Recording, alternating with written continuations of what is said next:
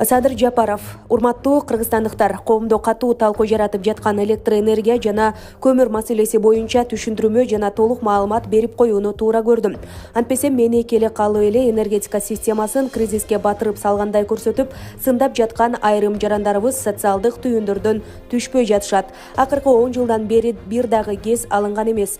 Суунун башында туруп, кошуна өлкөлөрдөн кышкысын электроэнергиясын сатып алып турушкан. Кыргызстан үчүн бул өтө уят иш. Арзан баада алса дагы мейли дейсиң го. 1 киловаттын 5 сомдон алышып, элге 77 тыйындан берип турушкан. Албетте 5 сомдон деп кагаз жүзүндө көрсөтүлгөнү менен чыныгы баасы арзан эле болсо керек.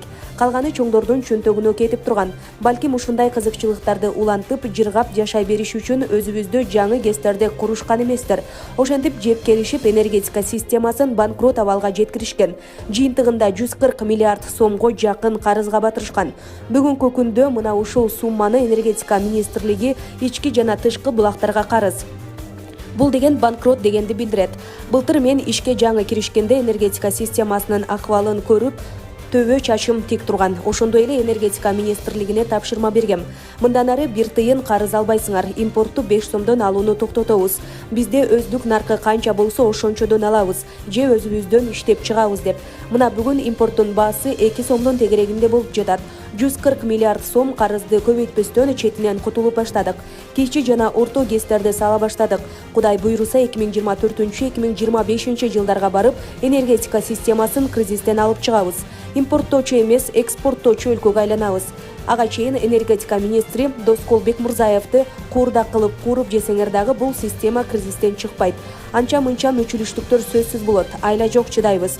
Көмүр боюнча жайлы-жайлай кыргыз көмүрдө саботаж кылып, көмүр казуу кеч башталды. Муну моюнга алабыз. Бирок саботажга карабай, өзгөчө кырдаалдар министрлигинин бардык техникаларын өз убагында жардамга киргизип, көмүр казууну тездетип үлгүрүп калдык. Азырда саботаж уланып жатат. Анткени ал жактагы коррупцияны жок кылып жатабыз. Кандай коррупция деген суроо туулат. Мисалы, кара кечеден балыкчыдагы көмүр кампага машинанын номери менен кагаз эле келет экен. Баланча машина менен түкүнөнчө тонна көмүр келип түштү деген. Мөөр басылып кабыл алынды болот. Тагыраак айтсам, воздух келет. Воздух көмүрдөн ордун эмне менен толтурушат экен дебейсиздерби? Балыкчыдагы кампадан кум аралаштырып жиберишет экен. Мына ошентип ТЭЦке алып келгенде бармак басты, көз кысты болуп эле өтүп кетип турган. Кара кечеден баштап ТЭЦке чейинкилер менен кумдан түшкөн пайданы бөлүшүп турушкан. Ошентип ТЭЦ кум аралашкан көмүр жагып жүргөн. Ошол үчүн ушул ишке аралашкан бир нече адамдар камалышты. Кум аралашкан көмүр жагууну токтоттук. Башка коррупциялашкан иштердин үстүнөн дагы иштеп жатабыз.